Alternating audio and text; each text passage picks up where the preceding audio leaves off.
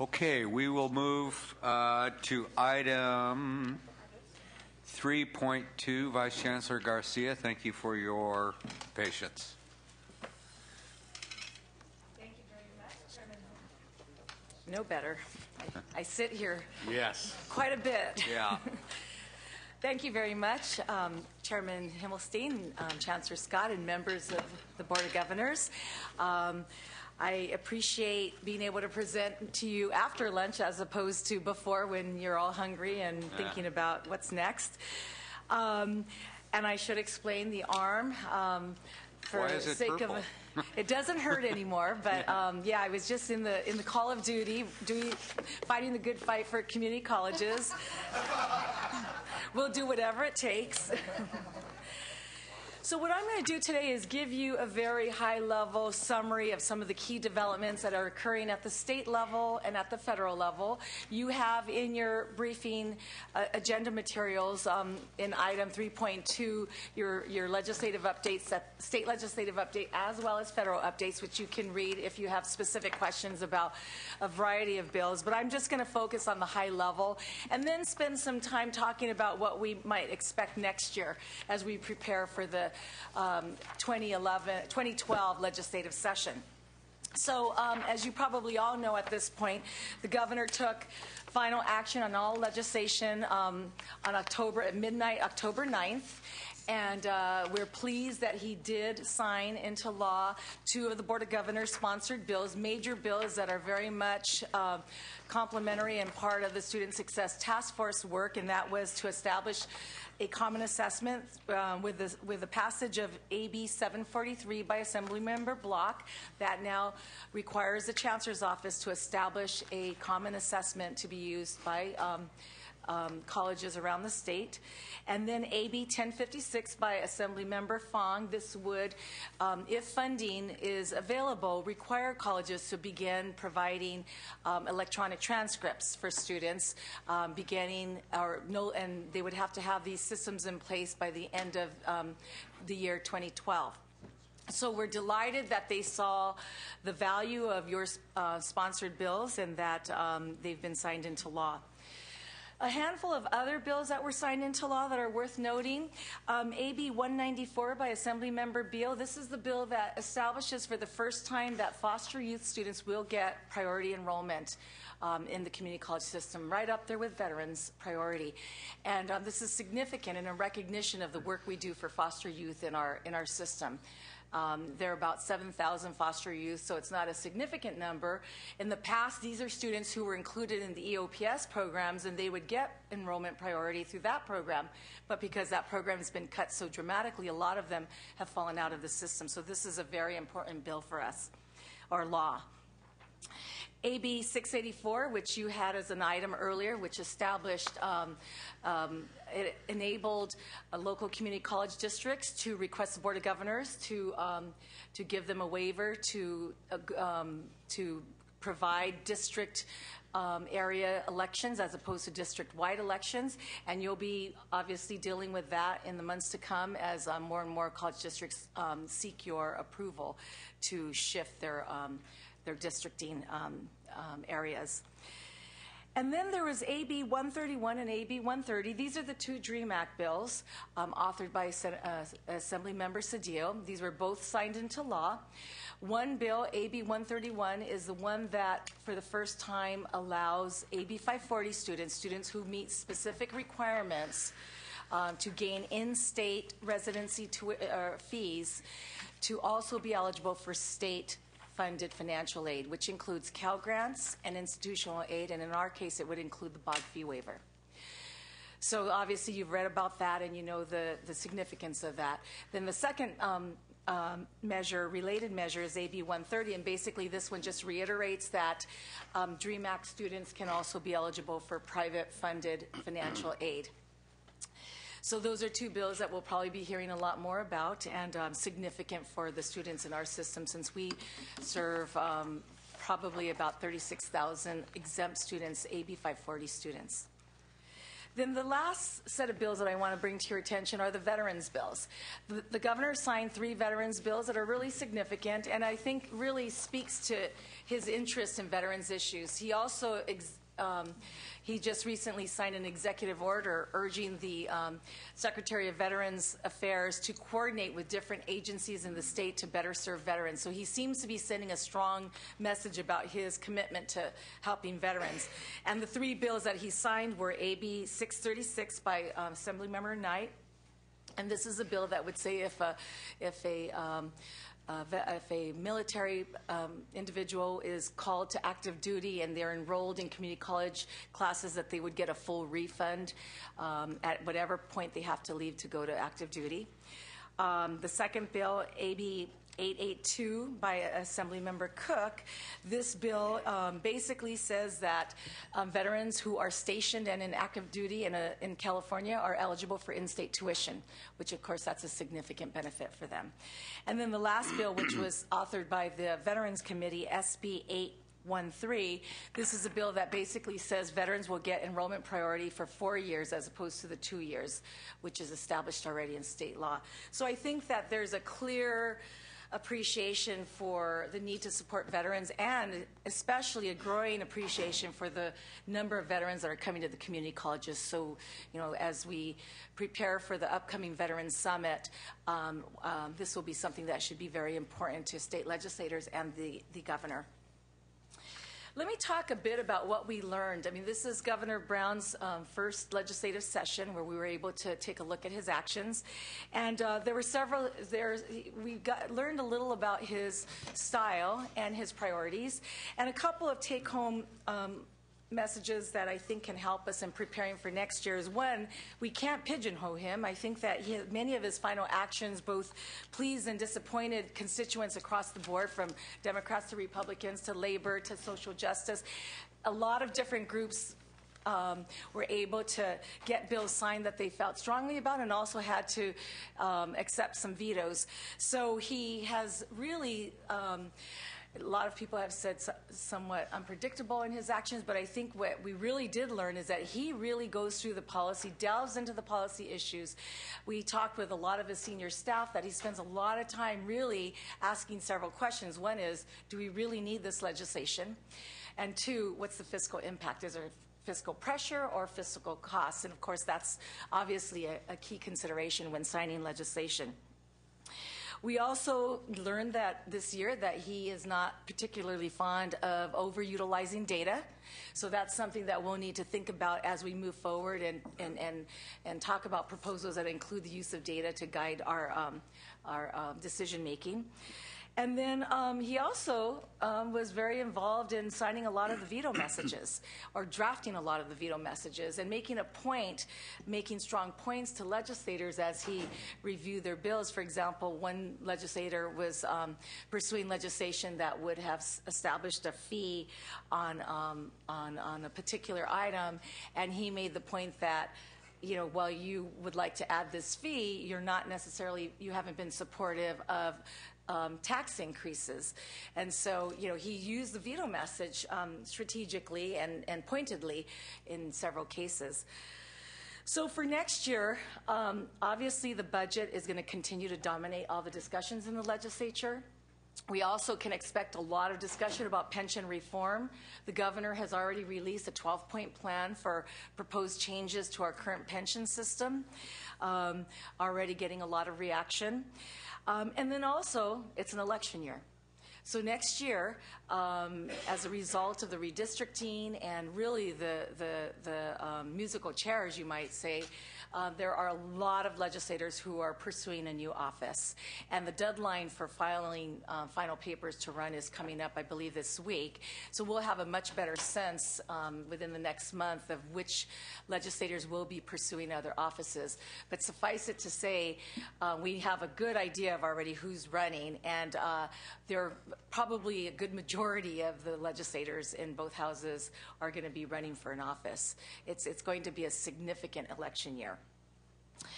So for community colleges, how do we deal with this very unstable environment and getting our message across. Well, I think the strongest message we have to bring to the legislature is we're not just sitting around waiting for the economy to turn around or for the budget to all of a sudden not be running a deficit.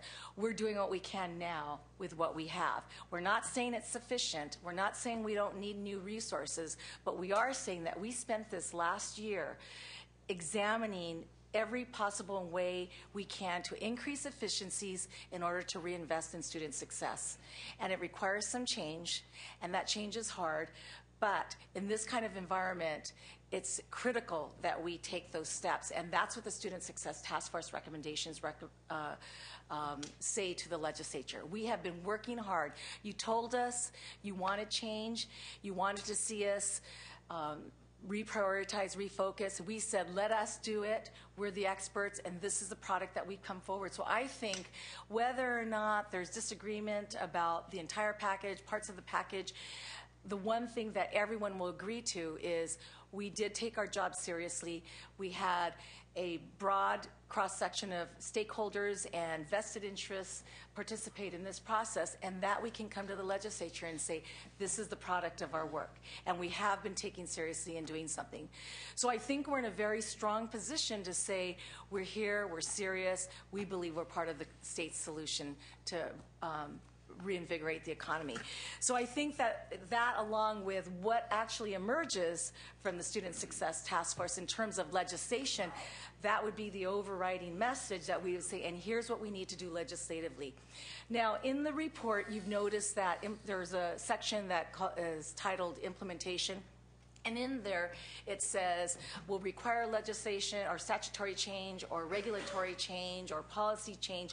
We're in the process of going through every one of those recommendations and examining what we think would be the best route to take. Because in some cases, you can pursue statutory changes or regulatory changes. And you just have to evaluate what is the most prudent approach to take. So we're going through that process, and of course, next week the task force will be meeting, may possibly make some changes to the recommendations. So we'll wait to see what emerges from next week's meeting. And what I plan to do is in December, when you meet for a special meeting in December, to at least have a summary of the bills that we think we will need to introduce to support the Student Success Task Force recommendation. So I'll have that outlined for you. In addition to student success, because that is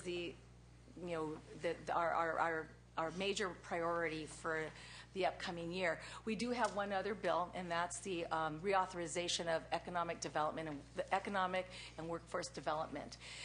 It sunsets in the year 2013, so next year is the year that we would seek a reauthorization, and the statute basically requires us to reauthorize in 5 years. So we actually are taking a look at existing statute, working with a group of stakeholders, the FAC, the League, and others, and getting input on whether or not it's time to revisit some of the priorities and framework around the economic development and economic and workforce development statute. And of course, this is being done under the leadership of our new Vice Chancellor, Quinn Liven. So we will have probably a proposal that will seek reauthorization, but also possibly include some modifications to refocus, and streamline according to what this current economic environment needs in California and how we can, of course, address those needs most effectively. So what we'll do is come back to you in December, and then in January you will vote on your package. And for the sake of new members, just to explain a little bit about the Board of Governors process, is the Board of Governors actually votes on your sponsored package. And we typically have from 2 to 3 bills that are included in that package. And that means we are the sponsors, we dictate the direction and contents of that legislation. And we find an author who wants to carry your legislation. And so that's what you will be voting on in January. We are not going to be entertaining a lot of other bills because we have our hands full with Student Success Task Force recommendations. And then on all the other bills, you have, through an executive order, you have delegated the authority to the Chancellor and Government Relations to evaluate positions to take on various bills based on a set of principles that have been approved by the Board of Governors. So we use that as our guideline to take positions on bills so that we're able to take timely positions and work on amendments and be responsive to legislators. So that's the summary for the state legislative report. I'm happy to take questions, or I can move quickly into the federal report. Just, I'll make a comment, and then Member McDougall. Marlene, I guess I was, and maybe this goes into our next subject a little bit, but I actually was surprised and actually rather pleased that in the draft report of the Student Success Task Force, how many of the implementation requirements were actually Board of Governors regulations. And knowing what I know about creating and passing legislation, I actually was delighted that we have the opportunity to consider as a board such significant changes, and we may have different ideas whether we should or shouldn't do it, but it really honed in and pointed out the areas that we could have some significant influence over. And I don't know, it almost looked like it was 50-50 or maybe even more toward Board of Governors regulations. Is that your impression? Yes. As a matter of fact, the majority of actions that require some legal changes do fall under the Board of Governors regulatory authority. And there are a handful of recommendations that will require legislative change, yeah. but the bulk of it can be done through regulation, which really underscores the important role you will play in implementation. Right, which really goes to show what an important year this next year will be, and what I understand you'll be bringing back is a very, very clearly spelled out list of what those actions could be, and maybe a timeline or priority, assuming the form that we eventually approve or disapprove the task force report. Okay, Member McDougall. Yes, thank you very much for your report, Marlene. I thought it was most helpful. The question I had, maybe it was not a piece of legislation this year. I thought that it was, but that was in terms of the student records, the K to 16 records, similar to Florida and Texas, where the student records come forth and you have that capability of really understanding with some specificity and depth the capabilities that students bring with them when they come into our colleges. And I don't know if that was not approved or it wasn't a piece of legislation. I thought that it was.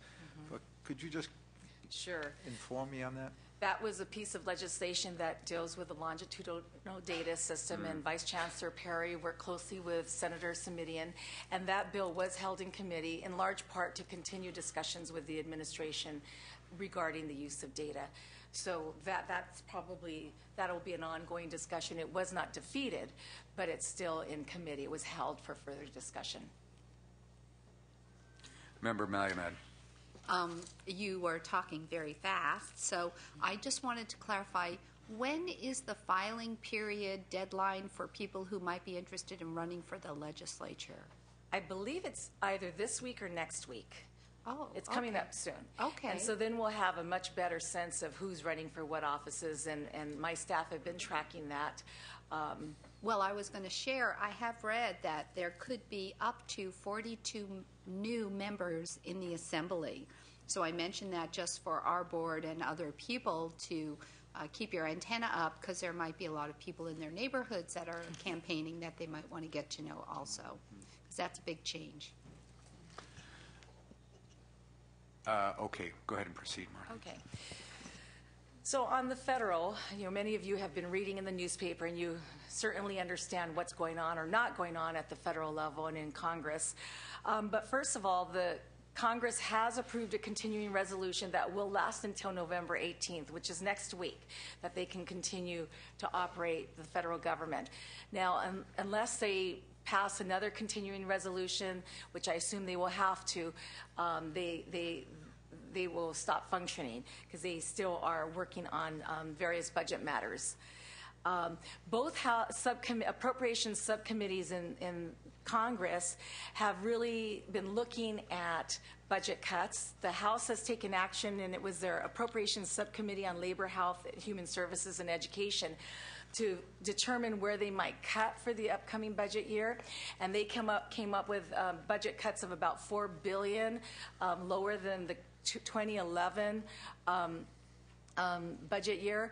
And one feature of that proposal is that they were very strict in trying to ration Pell Grant participation. So, for example, one of the items that they would eliminate is Pell Grants for part-time students. So that's obviously something we'll want to monitor, and it has a significant impact on community college students. And in our system, it's about 70-some% of our students who are part-time. The Senate version of that same process of this Appropriations Subcommittee did go through a similar process, but their cuts amounted to $308 million. So obviously a very big difference in what the House and the Senate have come up with in terms of proposed cuts. And in the Senate's case, they did keep Pell Grant maximum awards at $5,550, and they have retained a lot of funding for a lot of the career technical education programs. So obviously this is fluid. This is not reflective of what's going to be adopted, but it just gives you an indication of where they are in terms of the two houses and where they're looking at programs for next year.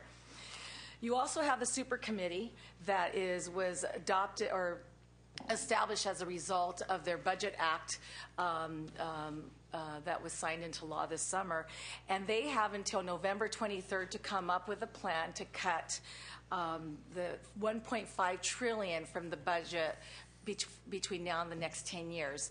They've been fairly quiet. We have not heard a lot about what they're discussing, but if they don't, they have until November 23rd to come up with a plan, and then they have until December 23rd to sign that plan. And to sign that plan, 7 out of the 12 members will have to approve it. If they don't get approval, then that means that there are some automatic cuts that will go into effect by January 2013. And that would probably be an across-the-board type of allocation. Presumably, those cuts, the amount of the cuts would be split between military, defense, and discretionary funding, which is more of the domestic programs. So obviously, that would be significant. The president also, of course, you're reading that he has his jobs plan, and it has not been readily welcomed in the houses, but they continue to try to break apart the proposal and possibly save specific provisions. That has not worked terribly well thus far, but there is one provision that we're watching, and that's $5 billion for community college renovation and modernization, which obviously would be significant. And it's part of the largest portion of the president's jobs plan is infrastructure investment. And so that's something that we obviously would benefit from tremendously, but it's got a long road to go before it is approved, if it's approved. And I think that the focus is right now in Congress very much like California, focusing on the budget deficit and what combination of budget cuts, budget tax increases. The president has also proposed his version of a budget proposal for the next 10 years. And his would propose, it's called the Plan for Economic Growth and Deficit Reduction. His would provide a net savings of $3 trillion over the next 10 years, but half of that would be through tax increases on the wealthy. So obviously you've been reading plenty about that, and there's just a lot of discussion about what combination of cuts, tax increases, and it's anyone's guess where these negotiations will end up. But for our purposes, Pell Grants, career technical education program funding, and eligibility requirements for Pell Grants will be issues that we'll be closely monitoring, and of course any funding that comes to us in the form of infrastructure modernization will be well accepted. So with that, I think that concludes my federal report, and I'm happy to answer any questions. Okay. Thank you very much. Any other comments for Vice Chancellor Garcia? Good work as always, Marlene. Thank you very much. We'll be looking forward to January. Okay. Okay, with that, we're going to move to item 3.3, the update on our student success task force. We have a lot to cover here, and I am aware that we have many, many speakers who would like to provide input, and we want to honor and respect that, but also note that we do have a full agenda this afternoon, so we are going to ask folks to be wary of the time when that time comes. And Jerry's, huh? No, we'll start. So, and Jerry is going to be passing out quite a lot of things, she tells me, for us. So with that, I'm going to turn it over to Chancellor Scott, and then we can go into our public comment and then board comment. Well, you've heard the term, plug in here. You've heard the term Student Success Task Force so many times today that you may be sick of it, but I will briefly explain a little bit how the Student Success Task Force got started, what its membership was, what the process is going to be from this day forward. We had a bill last year that we felt would have been rather damaging to community colleges. It was a bill that said, in effect, that all community college funding would be based upon course completion. All of us banded together to indicate, when I say all of us, I mean all of us in the community colleges, faculty, administration, Community College League, Chancellor's Office, to point out that this would have a lot of unintended consequences. But from that came a Senate Bill 1143 that did say that there would be the creation of a Student Success Task Force to study the whole idea of student success. I guess if you've been reading the newspaper, you know that that's a very, very important question. In fact, there was a recent study that simply said that the failure of community college students to fail to continue and complete the first year was costing American taxpayers $4 billion. Now, frankly, I think there were some errors in that estimate, and so I didn't take it at face value. But I simply quote that to you to say that there's no way we can avoid the whole issue of student success. In fact, there's no way we want to avoid that, because all of us in the community colleges are very interested in seeing that students succeed. So we appointed a task force, and it was approved by this particular body. In fact, 2 members of this body serve on that task force. One chairs it, Dr. Peter McDougall, and another one, Manuel Baca, is our representative, also on the task force. That 20-member task force had 5 faculty members, 4 of whom were appointed by the Academic Senate.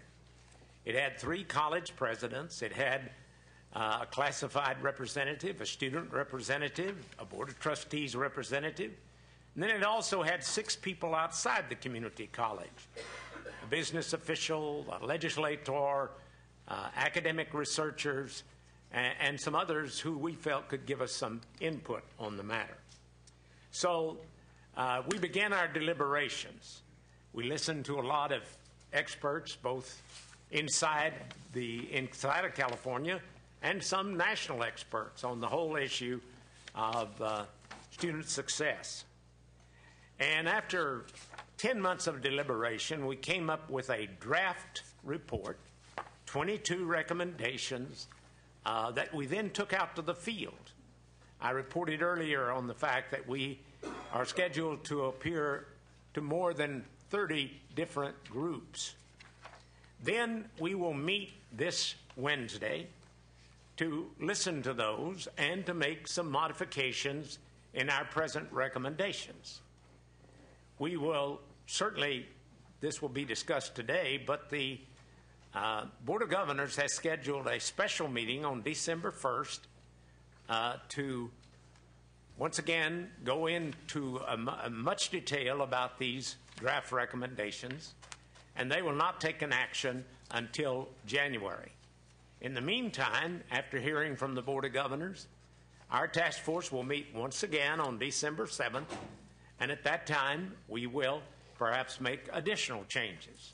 So this has been a very vetted, very open process. By the way, our meetings were always open, and we always had a goodly number of people who would come to the meeting. And so we had a lot of opportunity for input. Is it perfect? No. Is it controversial? Yes. Why is it controversial? Because it calls for change. And I've not yet found that any organization makes changes without some resistance. We like things the way they were, and inevitably, when you call for change, there will be some controversy involved in it. Some of these will simply be best practices, and there will be nothing other than citing best practices so that the colleges can look at those best practices and imitate them whenever possible. Some of them, as was pointed out, will call for regulations that the Board of Governors will pass. Now, you know the whole history of regulation is that first there's a first reading and then there's a second reading. So there, in other words, if you're concerned over the fact that these recommendations will become operative after they appear before the Board of Governors, I'll lay your fears about that. It'll take some time. Some will require legislation, and legislation always takes a great deal of time. So that tells you a little bit about the process. Now, I'll just give you a real quick overview of the 22 recommendations. They're in 8 chapters, and all of you perhaps have received the document. First, we feel like that we should encourage the meeting of high school teachers and community college teachers so that the high school curriculum can be better aligned with the college curriculum. Second, we feel like entering students is our first chance to really get these people on the right track. And so we call for assessment of all entering students, a common assessment. Right now we have 112 colleges, and we could have 112 assessment instruments. I don't think most people think that makes sense, and certainly students are not well served by varying assessments. We want orientation, and we want within the first year for all students to come up with an educational plan. Now, that's not in concrete, but we know that all the studies indicate that when students have a direction, they're much more likely to succeed. Next step, this would be the 3rd chapter. We want to incentivize successful student behavior. What are ways to do that? Well, one way would be to prioritize registration.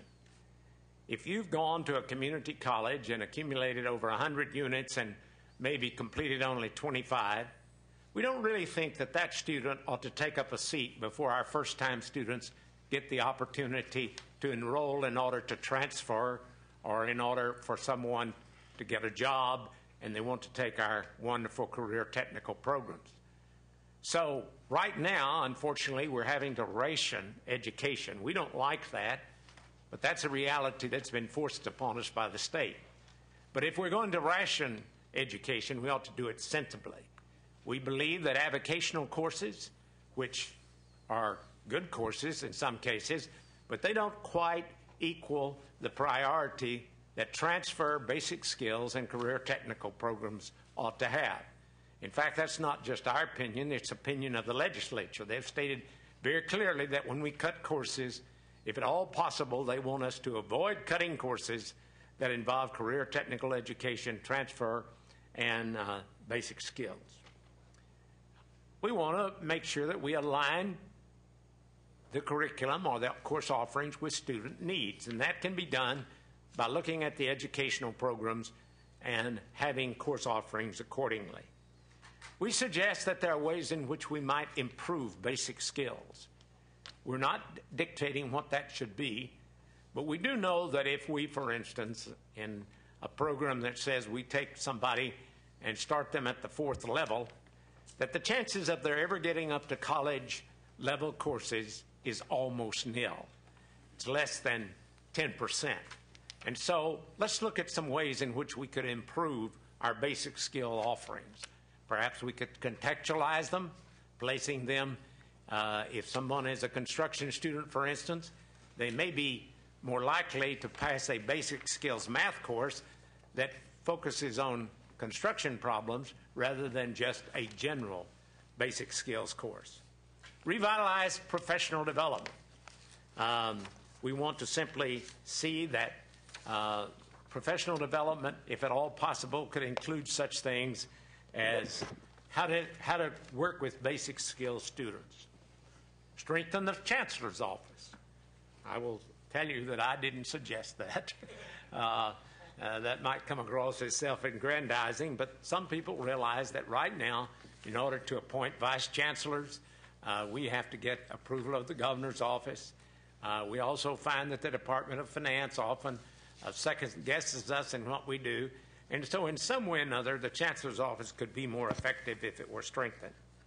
And finally, we want to align resources to implement student success, and that is to invest in what we call a student success initiative. You know, right now, often what we end up doing is we get a little money and we just simply say, increase your enrollment. Well, we would like to say, given the fact that we receive less per student than any other form of education in California, K-12, UC, CSU, that maybe we ought to put more emphasis on student success, where we could hire counselors, where we could do the things that would make for student success. So those are the recommendations. I know I've hurried through 22 recommendations with a lot of speed, and I do that really to benefit the audience. I know they wouldn't like to hear a 30-minute orientation on my part, but I do want to give the opportunity for our chair, who served extremely effectively, Dr. Peter McDougall, to add his comments, and Manuel Baca, who has also been very effective on our task force. And by the way, I can't tell you how good that the chancellor's staff has been. Our vice chancellors have been at most of the meetings. They have done a tremendous amount of legwork in getting this together. Amy Supinger has been a wonderful executive director for us. Fortunately, we had foundation funding that permitted us to hire an executive director. And so we've met, and we will continue to meet. But and so if one of the staff members wants to come up and add an explanation as this progresses this afternoon, I would invite them to feel free to do so. But first, Dr. McDougall. Jack, thank you so much. I think, as he normally does, Jack did an outstanding job of presenting a good overview of a complex topic. And he did appropriately commend both Amy Supinger and his staff for the outstanding job that they have been doing on this task force. We would not be where we are without either Amy's leadership or Jack's staff. And I might say the Chancellor has been there every step of the way himself, and provided by his presence, by his familiarity and capability on the issues, has really done a wonderful job. The 2 points I would like to add is that I think that there are some issues that we have had to deal with, and I do think that one of the better parts of our plan was the extensiveness of sharing the draft recommendations with, if you will, the field of community college leaders. In addition to the 30 meetings that the Chancellor outlined, this entire report has been online since it has been produced, and there has been extensive online dialogue with the recommendations and comments going back and forth, and it's been a very, very healthy discussion. And the last part, and I would state that this came across so very clear from the open hearing that was held in Los Angeles, and that is the sense of passion, the commitment, the dedication that exists among professionals in the California community colleges. They feel very, very strongly about the programs they lead, the programs that work on behalf of students. And equally impressive, and I know all of us know this, but it continues to inspire, and that is the successes that have occurred almost against insurmountable odds, often due to these special programs and the level of support and excellent teaching and counseling that exists within our colleges. And though there may be some differences on the means by which student success will be hopefully strengthened, I don't think there is any disagreement on the ends. And that's very strongly communicated through the open hearing process. I do think that the task force members appointed have worked very, very hard and effectively, and I'm pleased with the quality of the report that has been produced. There will be obviously some modification after all of the deliberations that have occurred, but I think the essence of the report will stand the test very well. Member Baca. Yeah, I'll keep my comments brief because the Chancellor and Member McDougall have covered the main points. But I do want to maybe emphasize a couple of things. One, in regards to the discussion about access versus success, this document and the recommendations that are being put forth are not in any way intended, and I think every one of the members of the task force feels very committed to the idea of making sure that access is there, particularly for those that might otherwise be disproportionately impacted. So access is very important. I think as we move forward with this, I think that there is a commitment to make sure that that isn't diminished. But the overall intent of this, of course, is in terms of success. And during the past several months, we've spent a great deal of time, a lot of hard work on the part of Amy and the members and the Chancellor's staff on trying to make sure that we get those recommendations in a fashion that is understood as thoroughly as possible, so that intent is understood. And I think we'll continue to work through the rest of this month and over the next several weeks on making sure that the intent is there, so that there isn't some confusion about it. And I think it's important, as the Chancellor stated, that these are recommendations that are maybe general principles and ideas and goals that are going to help in terms of student success, and that the work will really come afterwards when we start looking at the implementation, whether it's in legislation or regulatory change or best practices, and trying to disseminate that out to the system. You know, it is still, as we speak, a work in progress. The recommendations that are being received, even as we speak, the ones that we have just will be receiving today, are very much going to be considered in terms of the final document that will go to this body in January. Thank you. Very good. I'd like to go to public comment now. We have quite a number of speakers that we want to hear from, but I also want to ask Vice President Perez. We're going to need to keep to our time frame since we have so many speakers. Please respect the time period, as we have a lot to get through. So with that, Vice President Perez. And Jerry, can you just confirm you're keeping time? Okay. The first speaker is Will Bruce from the California Community College EOPS.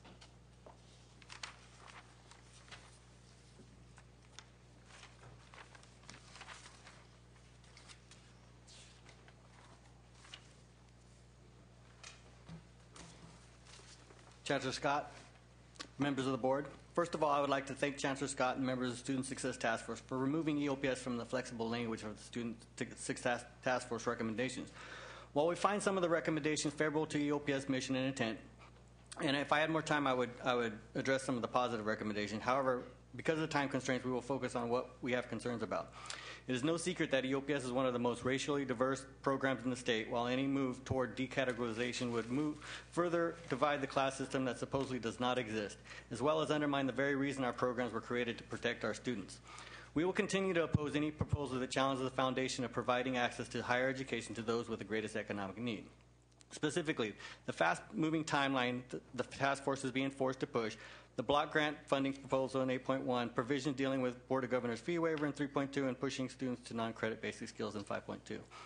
The expedited timeline is greatly focused and moving very fast in order to legislatively fit without much consideration on how these unintended consequences would hurt those most vulnerable. It would be dangerous to move forward and without moving cautiously.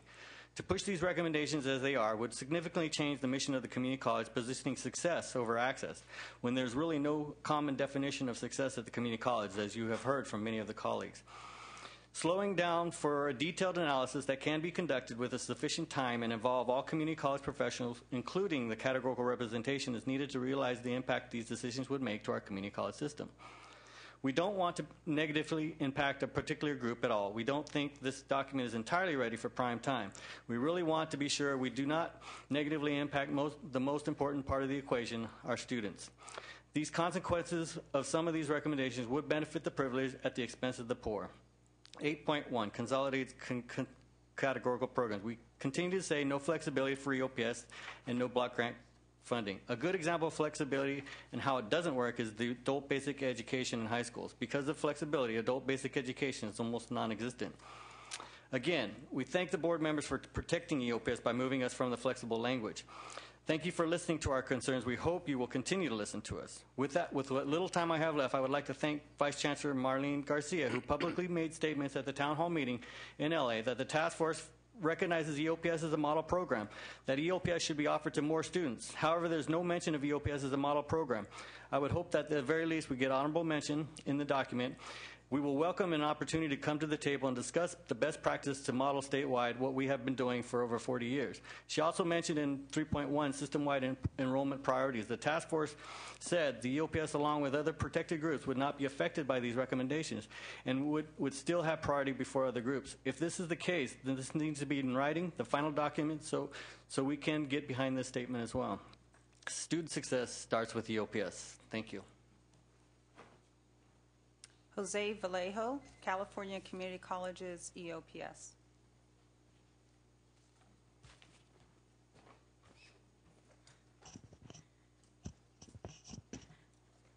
Thank you, Chancellor Scott and members of the board, for this opportunity to share with you our concerns with some of the proposals of the Student Success Task Force. My name, again, is Jose Vallejo, and like my colleague Will Bruce, I'm here to share some additional areas that we as an association find troubling and feel will have a negative effect on students. Like Will stated, we do agree, we do like some of the components, but we don't have the time to share that at this particular moment. So what I want to concentrate on is the area of concern. One of the areas is Chapter 3, 3.2, Section A and B.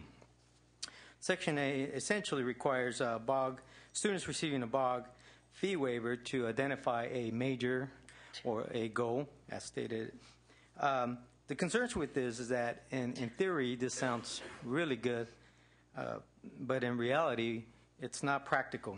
As you may all know, 60% of students entering the community college system are undecided. That first year, that particular first year, it's a transition year, and many of them, it's an opportunity for many of them to explore and try to identify a particular goal. To penalize students essentially contradicts the basic plan or the basic principle of the California Master Plan in making California community colleges accessible and open to all students. As a counselor, I see these students quite often. And on average, I could tell you, they change their mind at least 3 times. In fact, I'm one of those students who changed his mind. And the third goal was a charm for me, and that's why I'm here. And many a times we do see students succeed once they identify that particular goal because they're enthused about what they want to study, and they move forward, and they complete their goals. We agree with the plan of reducing the student to racial counselor numbers, and we think that's appropriate and will be very beneficial to students. The other area I want to concentrate on is Section B, which requires students to meet institution satisfactory academic standards to be eligible for the fee waiver. We feel that this is not equitable for those students who are socioeconomically disadvantaged. There is already an academic probation dismissal policies in place that require students to maintain a 2.0 grade point average, and it follows the newly enacted satisfactory academic progress standards for federal student aid. These students, we feel that this will not be equitable because students who can't afford it, who depend on the BOG, once they don't meet that requirement, they're out of the system and we lose them. And those who may not meet satisfactory academic progress, but yet can't afford it, have an opportunity to get back to satisfactory academic progress. I want to thank you all for this opportunity. I think it's really nice to have an opportunity to come and share some input. Unfortunately, unlike the task force, that wasn't the case at the beginning, although that is happening now. So thank you very much for your time. Thank you. Fario Gonzalez, California Community College EOPS.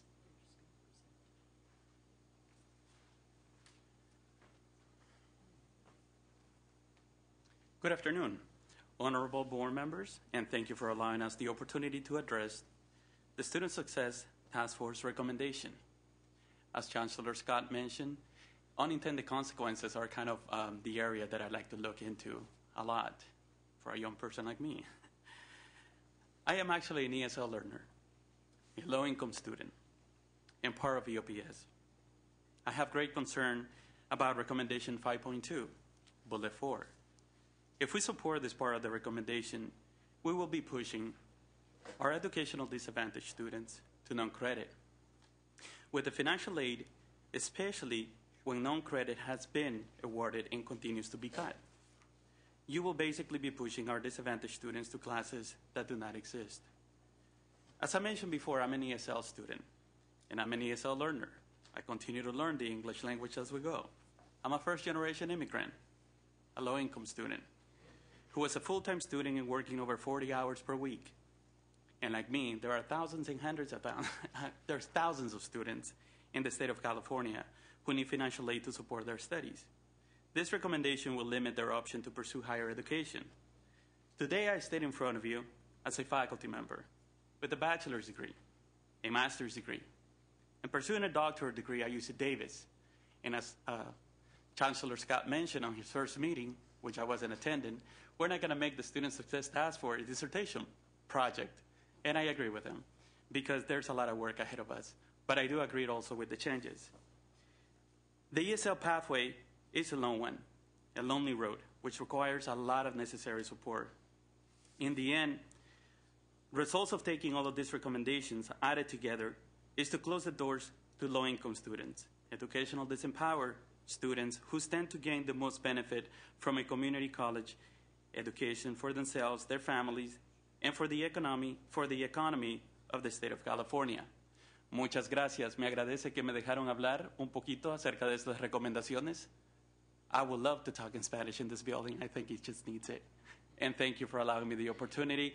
We're going to be leaving you with some resources about our students and basically their stories, and we're going to leave them there with your information here. So thank you, and giving us the opportunity to address these recommendations. Georgiana O'Keefe Shearing, California Community College CalWorks Association.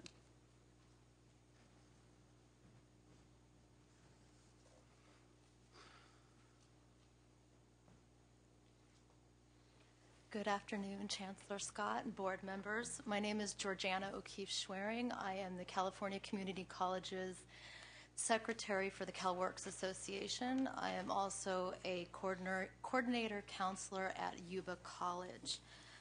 The CalWorks Association represents 112 colleges and almost 40,000 CalWorks students who are also low-income parents statewide.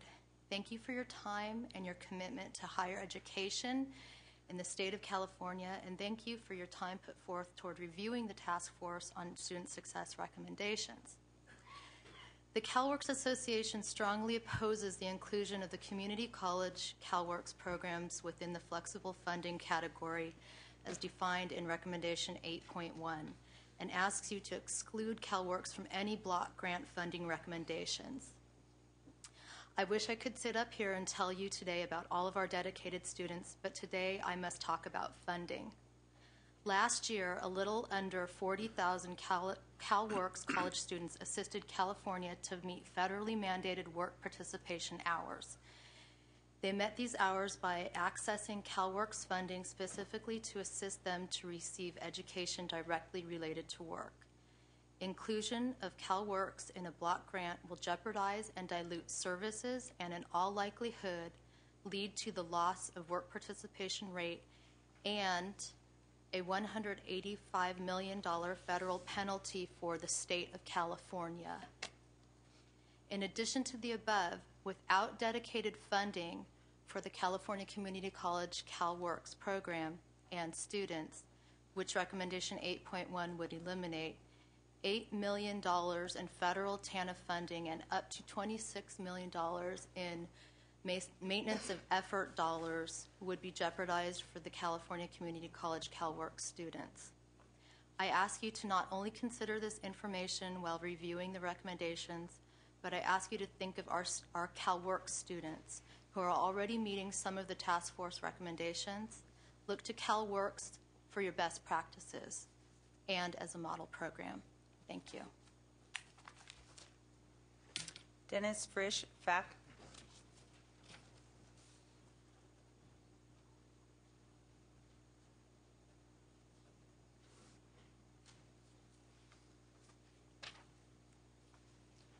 Kevin Feliciano is next.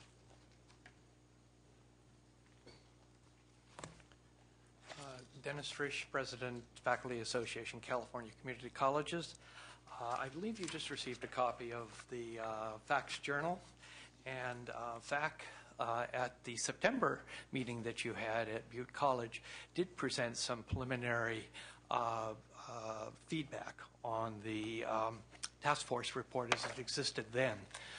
That feedback really highlighted 4 issues. One was the role of full-time faculty in student success, and the fact that there is very little mention of that, if any, in the report. And then they highlighted also concerns that FAC has with consolidating categoricals for faculty, for student services, and for CTE. And that's on page 32 in the FACS Journal. I'm not going to go into detail on that. I think you can read the more of the details. What I would like to do, however, is call your attention to page 8 in the FACS Journal. It reproduces a motion that the FAC Board of Governors passed unanimously at their September meeting, which occurred after yours on that. And I'd like to read just a bit of it. FAC affirms the priority of open student access to California community colleges as a top priority. And then they highlight 3 means by which we can achieve that or continue to maintain that. Providing courses to all qualified students who seek them, reduction of student fees, and supplying student services to all who need them. And that's really the focus of my comments, the issue of access. Because we, in fact, join you in supporting the broader goals of the task force and what it is trying to accomplish. That is to increase student success. As faculty, of course, we're concerned about student success, and we do everything we can to promote that. As we look at the recommendations, we do see, however, that access as a social justice issue may be at some jeopardy if this report were to become reality as we currently look at it. And we recognize this is a project in process and that. But we'd like to really call your attention to our concerns that in many areas of the recommendations, there are things which, rather than promoting access, would possibly have the outcome of reducing access, especially for those parts of the population that are most eager to have higher education and are the least able to afford it. the disadvantaged, the immigrant population come to mind immediately. And this is where social justice enters into this, because we all know income gaps are widening, not lessening. Community colleges are an avenue that the state of California has traditionally held open to anyone who was desirous of receiving CTE training or transfer credits so that they could, in fact, move up, become part of the middle class, and enjoy those benefits. As we look at some of the recommendations, I need your final comments, please. Pardon? I need your final comments, please. Final comment. So as we look at these recommendations, we could highlight areas where there is exclusionary rather than inclusive types of recommendations. Thank you. Thank you. Kevin Feliciano, Student Senate, California Community Colleges, and next is Dr. Gear, Trustee, City College of San Francisco. Good afternoon, board members. My name is Kevin Feliciano. I'm the president of the Student Senate for California Community Colleges. I'm going to attempt to summarize the intent of 2.6 million students in 3 minutes, so please bear with me. So I'm just going to, we met over the weekend in General Assembly. Over 450 students from 81 colleges came together to talk about different issues affecting students in the system. We did take positions on recommendations between chapters 1 and 4, so we did get the bulk of the recommendations in. Again, we won't focus on the positive, but I'll save it for Wednesday. The timeline is quite fast. We understand that it is set by legislation, and we would like to support the extension to better inform and solicit input from students, because it is quite a document, 73 pages, and unfortunately we don't have the luxury of time to read and really understand. Even as myself, as I read this document, I find new things every time I read it. We did pass a resolution, again, urging the Board of Governors to include more student representation. The Chancellor did mention there are 4 faculty, I believe 3 presidents and a Chancellor. It's the Student Success Task Force. There's not a lot of students on there. 1 for 2.6 million students. I think it's a little unfair, and for someone who is that representative, it's a large job to represent Northern California, Southern California, the Central Valley, the urban areas, and the rural areas. All of our student needs are different, and so we ask that you take that into consideration. Some comments from students that student success isn't just based in academics, but also includes health services, housing, and students with identifying learning disabilities. Another concern was that we ensure exemptions and appeal processes. Without those in place, we will be shutting out students. We understand that it will be locally determined, and we would be asking the colleges and districts to ensure the rights of the students as provided in AB 1725. There were also concerns about the foundations that were funding this project, their objectives and intent. And another concern that I will leave you with is that there is talk out there about all these recommendations and how they will affect the students. We do think that some of them are good. We do think some are bad, and some we have no opinion on. However, it is going to require a lot of funding. Some things I will highlight would be the increased need for counselors. We understand that with that, it could drive the cost of instruction up. And there are arguments out there that still, even if we raise the community college enrollment fees, that we will still be the most affordable community college in the nation. But how many of them are state subsidized to the extent that we are? California chose to invest and prioritize education, and they're going away from that. So we do believe that California needs to reinvest in education, especially in higher education. I have other comments, but I'll save it for Wednesday. But I would like to thank the board for the opportunity to let me speak. Please consider adding more students to the task force. I understand that there are only 2 meetings left, but however, we are very adamant this is the Student Success Task Force, and the more students we can include, the better. Thank you. Thank you. Dr. Geyer, Trustee, City Colleges of San Francisco, and next is Lynette Nagal. I'm sorry, I can't read the writing. CCA, CTA. Good afternoon. I'm Anita Greer, trustee from City College of San Francisco. I'd like to say hello to Dr. Scott and also to the Board of Governors. I wanted to personally come here today to read and to maybe explain why City College of San Francisco has rejected the Community College Trustee Task Force or College Task Force on Student Success. Of course, we realize that it was a draft report, and we realize that there are only recommendations. But I was encouraged when I heard Dr. Scott's presentation, and also Member Baca as well. For the most part, on October 27th, our 7-member elected board got together, and we submitted a special resolution, and this is the rejection of the California Community College Task Force on Student Success recommendation. I want to give you about 3 reasons why we rejected it, and then I'd like to give you 2 recommendations that we came up with. For the most part, we think that the task force on student success contains assertions, assumptions, and recommendations that are contrary to the value and to the mission statements contained in the City College of San Francisco strategic plan and our annual plan. Also, we are opposed to the draft report and the recommendations of the City College Task Force on student success, because we think that it denies access to a community college education to many different communities, and it reduces local autonomy to serve these communities.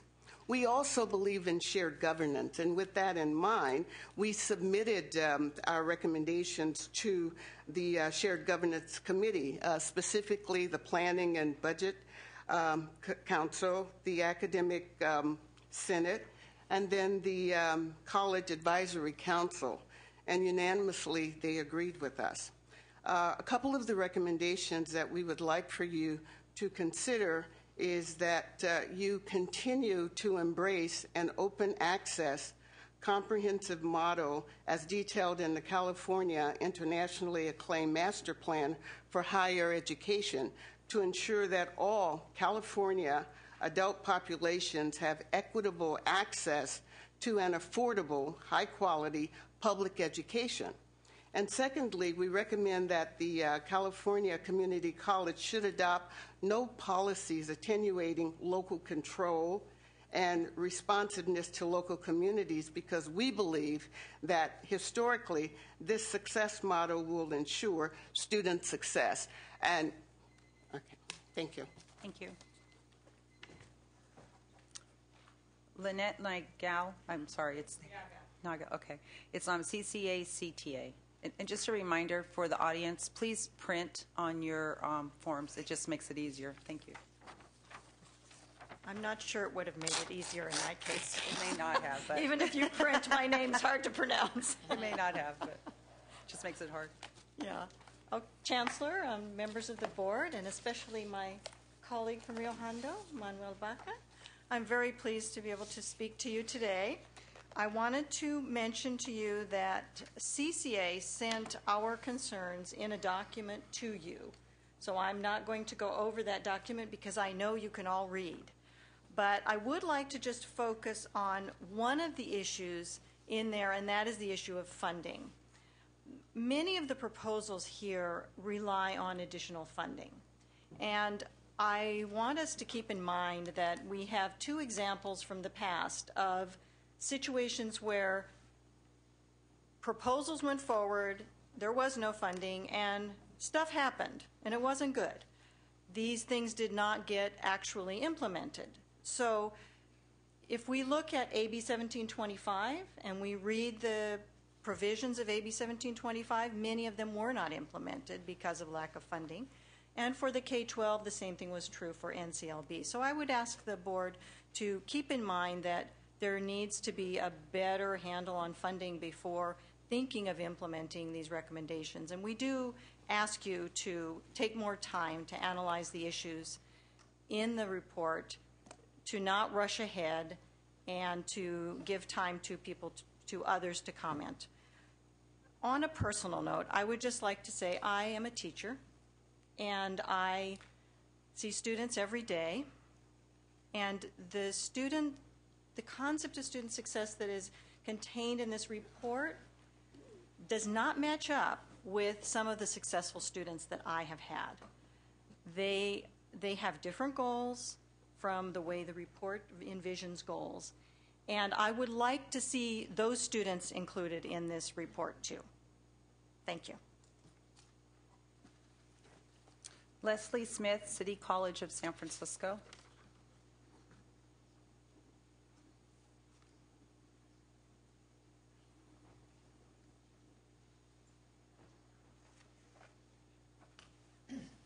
Good afternoon, Board of Governors. It's been my pleasure to work in the field of governmental relations for about 15 years, advocating on behalf of the California Community Colleges. And throughout those 15 years, our message has been one that's been very positive. And it's said that we have been California's solution, or we are California's solution. We provide solution to California's problems, whether it is economic development, the basic skills gap, or the issue involving transfer to a university degree. I think that we have been extraordinary advocates.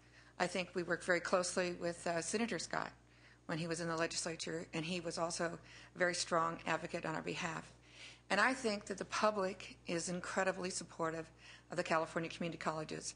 City College of San Francisco did a public opinion poll that showed that of the San Francisco likely voters, 87% who had an opinion were favorable. I mean, that's an extraordinary number for anyone in public service this day. So I would like to encourage that in this discussion of student success that we broaden that definition. It is more than certificates and degrees that we provide to California. It is an extraordinary opportunity for the adults of California to get access to educational opportunity and to create success in their life. I think that has been our message to the legislature. I understand that there has been some research reports that have focused specifically on certificates and degrees and tried to argue that we have not been successful for our students. But when you talk to our students, and we do several student satisfaction surveys at City College of San Francisco that are on our website, and I encourage you to take a look, and our students are successful. And on behalf of our faculty, I don't think they do anything except spend their entire careers trying to improve student performance and success. And so I hope that we continue to recognize that.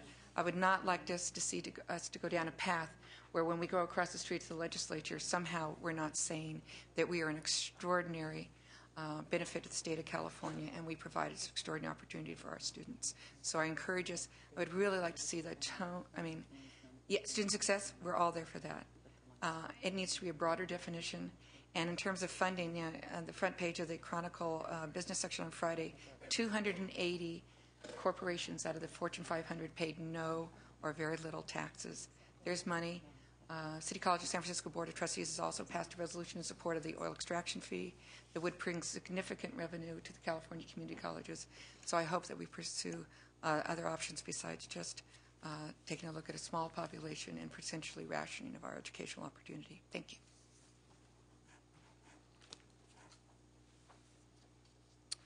Going forward, if I can ask the public comments folks to come up and sit in the middle seat, we may be having some problems with the microphones. Sherry Schroeder from Foster and Kinship Cure Ed. Is that right? You corrected it.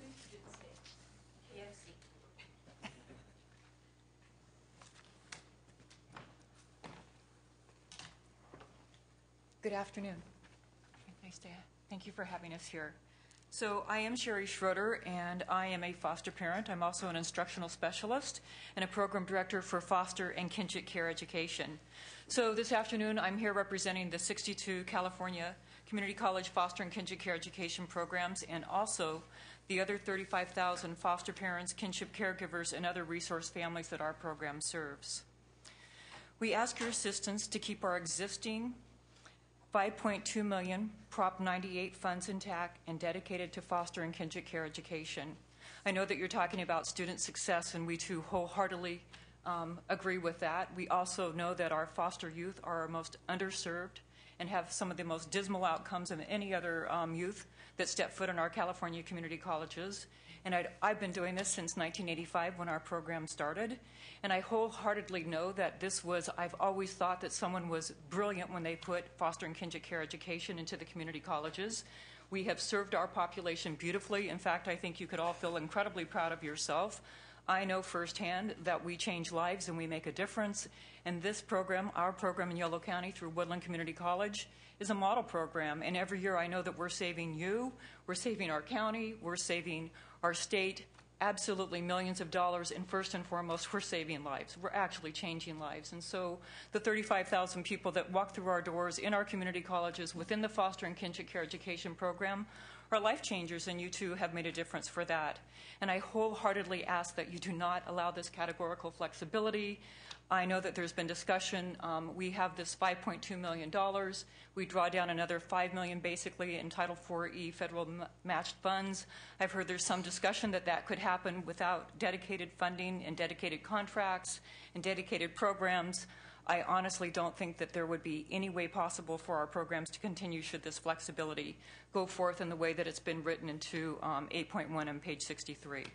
As I'd like to conclude, there's so much that can be said, and I don't want to really put salt into the wound. I have Heidi, one of our other fabulous foster as a foster youth in one of our programs at our community colleges. I know, too, she went on to graduate, and she's now making the difference in the lives of the 23 foster kids that she's had in her house.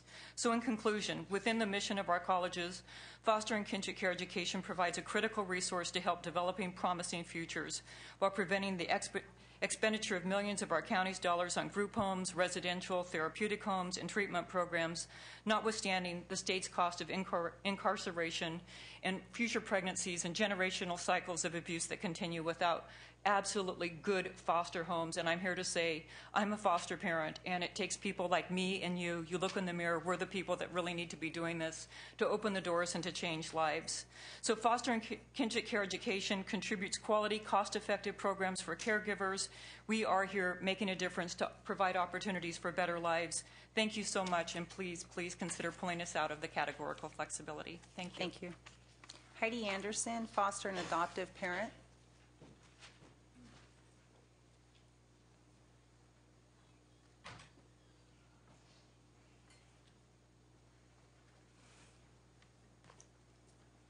Good afternoon, thank you. I've also submitted a copy of a letter that I wrote to the task force. This is actually my second letter to the task force asking you to protect foster and kinship care education.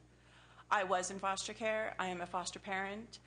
I am an adoptive parent, and I also have been a kinship parent. This program is essential. I was so excited when I heard earlier that you guys are going to give priority to foster kids to have registration. It's wonderful that you're giving them a hand up, but please don't take the other hand and shove them down. If you eliminate this program, you are eliminating essentially all county licensed foster parents. You will force 60,000 foster kids into higher levels of care. I'm a county licensed parent, foster parent, and I am so proud that I am, because our kids stay with their communities, hopefully their churches, their schools, their friends. If they go to higher levels of care, they can truly be moved to anywhere in California in an agency home or group home. As a county licensed foster parent, I might get about $700 a month. If they go to the next level of care, you're starting at about $2,000. Fiscally, it's irresponsible. Morally, I find it objectionable. As an adoptive parent, I think it's also really important to note that this is National Adoption Month. I've adopted 3 children from the foster care system. To be an adoptive parent from a child from the foster care system, you have to be a foster parent. Without this training, you can't get licensed. Without this training, you can't maintain your license. So it's not just a matter of having classes for foster parents, it's a matter of having the education to support them continually. As a new foster parent, as a current foster parent, as an adoptive parent, as a kinship parent, these are critical classes. I was in foster care. I did go on and I graduated from community college, and it was because of the programs that I had access to and the support that my foster parents had. So I urge you to please remove this, 8.1. Please remove us. Just like EOPS, you've protected some of this. Please protect our program. It is crucial for our kids' success. Thank you. Stephanie Bury, SEIU Local 1000.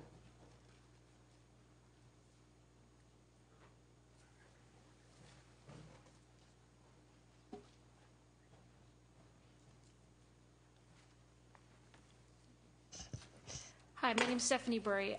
I'm here representing SEIU Local 1000. I'm actually here representing the employees who work in the Chancellor's office, and we're here just to talk about our opposition to some of the items in 7.1, specifically the ones that would remove the Chancellor's office out of the executive branch, which would then take them out of civil service.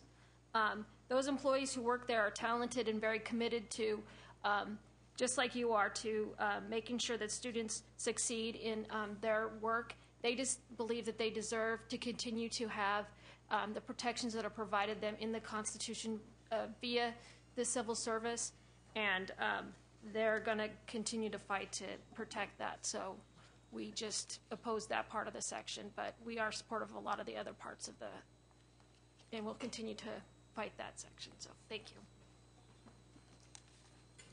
you. Michelle Pilates, Academic Senate.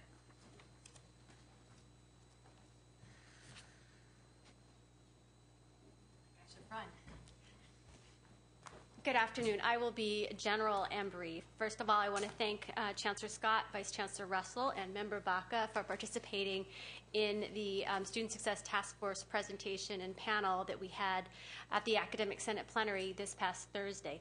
Unlike Kevin, I am not yet ready to actually tell you all the positions of the faculty.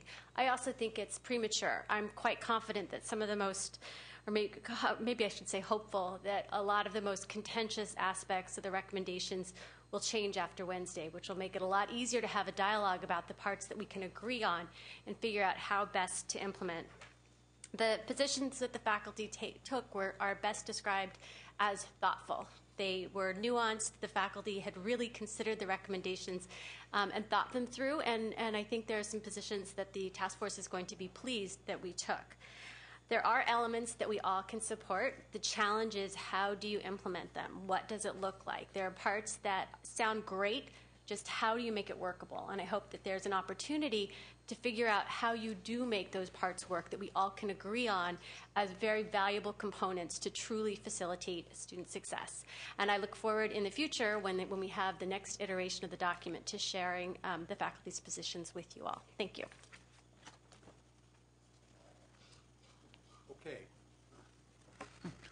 Yeah. I think Chancellor Scott would like to respond to a few items, and then we can have a bit of board discussion. Well, first, let me thank all of you who came in front of us and expressed your opinions in a very articulate manner. I can guarantee you that a number of these items will be taken very seriously. We've already begun to discuss, for instance, the whole issue of block granting. I'll tell you why, that the whole idea of block granting was that we now have over 20 different categorical programs, which means that all these 20 we have to report on, and the idea was that maybe we could block grant some of them and give the local campus the flexibility not to defund them all, but simply to change within that block. So remember that those silos, whatever they are, but some of you have made a very good case for the fact that some of these items maybe need to be protected, and we're going to take that in consideration. The issue of foster care, for instance, and we also heard some very powerful testimony about acquired brain syndrome and so forth. So we're going to look at that. So all I can say is that perhaps we will have less block granting, but it does have some merit in the sense that it didn't say you would be defunded. The whole idea was to let a campus make choices within, say, 4 or 5 categorical programs, not to take any money out of it, but to shift the money between categorical programs. But we'll consider that. So I wanted to address that. Also, those of you who are concerned about that a student, if they don't identify a major, they would be pushed out. The whole idea is to get them to identify, but not to say that you can't change your mind. The whole idea was that some way or another, when individuals are more directed, they're more likely to finish. But I guess the one issue that I really want to address is the concern that some of you expressed that some way or another these recommendations would push out the ones who were poor, immigrant, come from immigrant families or first generation. I think if you'll think for a moment, our recommendations in this task force will actually give those students more access. And let me explain it. The last time we looked at statistics, there were 140,000 students that didn't get to register.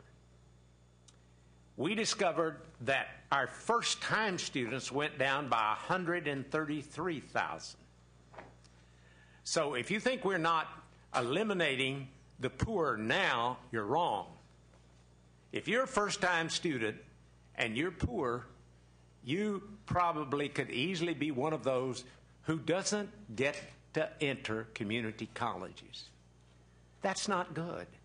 So when you say we don't need to ration education, let me be blunt with you. We're rationing education right now, but we're doing it in a very haphazard manner. Right now, a lot of colleges simply say continuing students go first, first-time students go second. It doesn't matter if you're a man that's taken golf 6 times and enjoys taking golf or wants to take aerobics. You get to go ahead of that first-time student because you're a continuing student. I have to tell you very bluntly, I don't think that's fair. And these recommendations say that avocational students are the ones, they can come, but they shouldn't be ahead of those who come seeking job training or seeking transfer. In a recent poll, it was indicated that when the public rated what they considered the most important thing for community colleges, here's the way they would rank them. Transfer first. Second, job training, career technical education. Third, basic skills, and lifelong learning was fourth. I won't identify the colleges, but let me tell you a little bit about some of our courses we're now offering. Ceramics for seniors, current topics for seniors, aerobics for seniors. You say, is that bad? No. But do you think that's more important than chemistry for the first-time student, or math, or English, or psychology? So what we have suggested here is that those individuals who come with, an educational plan, that we are going to give them priority registration. Now, we can still do it the way we do it now and just say, well, if you show up and you're a continuing student, and you could have been there for the last 10 semesters, signed up for 150 units and finished 25, you're ahead of that serious student who comes there, recent graduate from high school. So we're not eliminating the poor. We are ensuring access for the individual who comes, and it doesn't matter what they can have a GPA of 1.5 in high school and be a first-time student, and they get in. That's not what we're doing. We're not saying there's a GPA requirement, but we are saying you do have to make some progress. And if you've been there for 10 semesters and you're not making progress, okay, if we have room in a class, you can register. But we're going to give other people priority in terms of registration. That's fair. So let's don't talk about the fact that we don't want to ration education. We're already doing it, not because we wanted to, by the way. I love the way that community colleges were 10 years ago. Come one, come all. And we educated the individuals who just wanted to come and maybe take guitar as a hobby. That's fine. Maybe that made that lifelong learning person a little more enriched.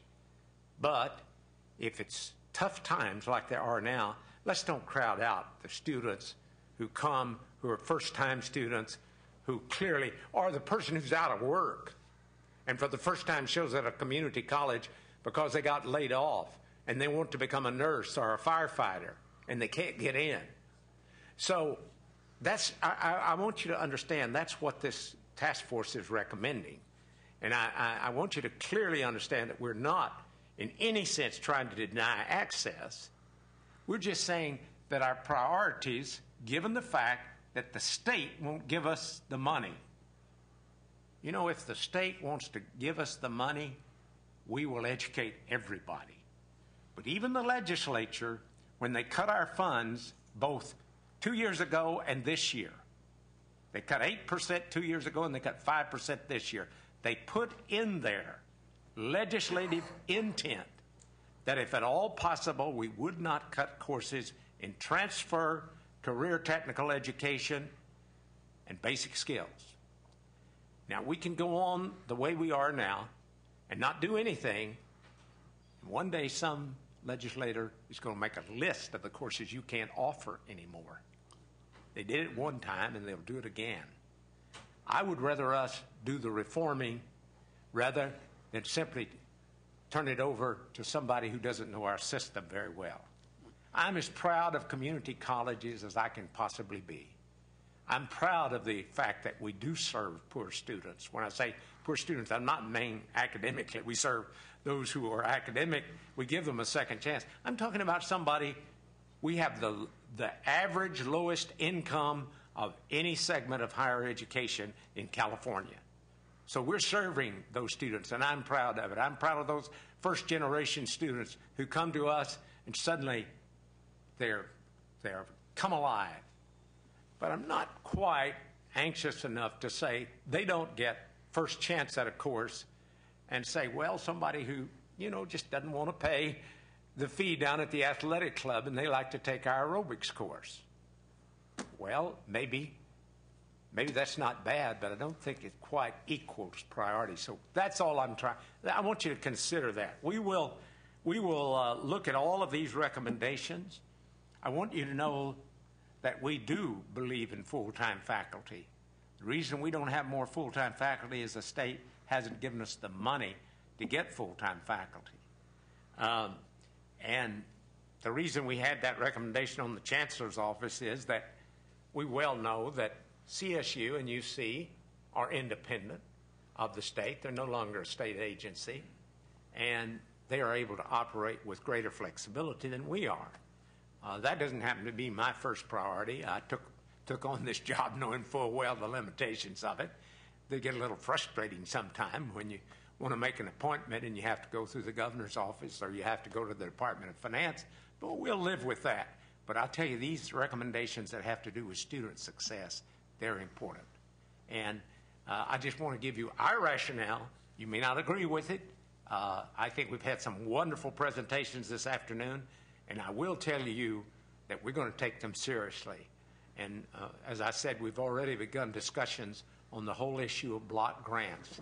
Whether we're going to completely do that or do it partially will be a matter of discussion. And you've made some very powerful statements about block grants. And so this isn't over yet. The Board of Governors here are listening to what you have to say. I didn't mean to go on quite this long, but I'll simply close out, and I know the rest of the board wants to say things. Okay. Thank you, Chancellor. And members, we've just got a little bit of time for comment here, and as you know, we'll be having our special board meeting December 1st in San Diego, where we can get into greater depth on this. I would just like to say also that I do thank everybody for expressing their opinion, and it gives this board the opportunity to hear your concerns, investigate them further, and all of us come up to our own conclusions vis-a-vis the priorities that you laid out. Speaking as only one member of the board, I'd like to encourage Chairman McDougall, Member Baca, the Chancellor, other members of the task force, to keep on being bold. I think these recommendations are an incredible piece of work that have been vetted, researched, and put forth in a very, very courageous manner with eyes on what's best for our students and our system. And these changes are, if enacted, are going to be very, very difficult to see through. But if we're going to do this, let's be bold about it. And I think that's what you've done. And I hear everybody's concern, but as the Chancellor alluded to earlier, change is very, very hard, and we tend to resist it. Vice President Perez. First of all, I just want to thank everybody for coming out and make comments today. I think it's really important that we hear the voices of the people that are actually in the system today, as well as the students. As said before, these are recommendations, and I think there still is opportunity to continue to have dialogue. We are trying to move forward some recommendations that are focused on student success, but we also want to ensure that we're open to listening to comments. I will save most of my comments for our December 1st meeting, but the one thing I do want to encourage the task force to do, since this is about student success, we only have 2 meetings left of the task force, is to really consider adding more students to that task force. I really do believe there needs to be a larger student voice on that task force, so I would encourage you to consider that. Member Davis-Lyman. Thank you to the people, to Dr. McDougall for taking this task on at this time with all the expertise that he has and experience working at an outstanding community college, Santa Barbara Community College in the state of California. And to the Chancellor and to Manuel Baca, board member, and to the staff that was at the robust discussion that occurred at the Academic Senate last, I believe it was Thursday, and to all of you in the audience who are sharing your deep felt concerns about our students in the state of California. I'd like to know, now that you've heard, and the Chancellor has been at so many meetings listening to comments and making comments, what I'd like to hear is, Wednesday is a very important meeting of the task force. Could you share with us what is going to happen, how these comments are going to be synthesized, how they're going to be prioritized, how they're going to be heard, what will happen with the numerous kinds of comments and pleas that have been given to the task force? I'd like to know a little bit about that, how you see that process, how you see it maybe affecting the report. Thank you. Member McDougall. I'll start, and of course, if the Chancellor wants to add, he will. But the task force members will receive as much direct written testimony and a synopsis of written evaluations as we have available. For example, I referred earlier to the discussions that are online. They have been extensively reviewed. The major points that were made by the individuals who chose to respond online, unable to participate in a meeting, have been summarized. They've been highlighted. The numbers who maybe expressed disagreement with those, et cetera, have been noted. So there'll be a report on all of those discussions. There'll be summaries of what took place at the town meetings, the 3 town meetings that have occurred thus far. There'll be another one in Oakland that the Chancellor will be attending following the meeting. But the task force members will have, to the best capability of the staff, to provide a summary of the feedback that has been received, and we will review that feedback and we will look at the recommendations that have been very thoughtfully determined to see how the feedback impinges upon them. I think you had a very good understanding of the complexity of the issue by what Dr. Scott said in his comments following the testimony. It's not that there's a disagreement on the part of anyone on the task force with what is taking place in the community colleges. Whether it's lifelong learning for adults, whether it's access to recreational programs, for the most part, if the funds were available to do that, that's the greatest of all worlds. But that is not the reality with which the system is dealing, as again the Chancellor pointed out, 133,000 new students not being able to be accommodated. So we have to try to deal with the reality, not only what that leads to student success, but what provides the greatest access for those most in need of what it is that the community colleges provide. And we're balancing those elements, and the task force members will have as comprehensive amount of information as possible about it. Does that answer your question? Yeah, thank you. Okay, one more comment, Member Ramos. Yeah, I appreciate how complicated this is, and there's so much history involved in what we're revisiting, and so much uncertainty going forward in terms of how this might actually play out in a way that works for all the involved interests. One thing that I'm not sure is feasible, I'm not sure it is timely, but that I would suggest might be considered even as early as the meeting on Wednesday, is the possibility of phasing some of this work, either in pilot projects that might test and tease up what works and what doesn't in applying many of these recommendations, or perhaps thinking about phasing in some other ways where over a period of time some of these changes can be made rather than just going wholesale from one day to the next to a wholly different approach. So I don't have any pretense that I have a formula in mind or magic wand to wave that would sort of discern how best to cut at that.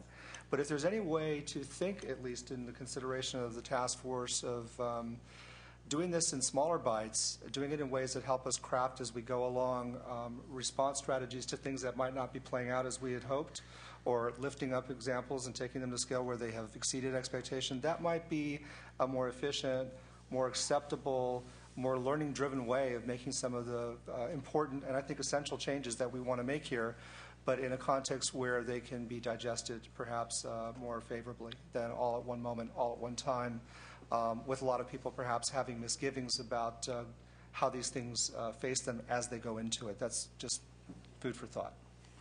Last word to Chancellor Scott. We keep in mind that all of these will be still recommendations even in January if the board accepts them. And therefore, like for instance legislation might take the form in some instances of a pilot program.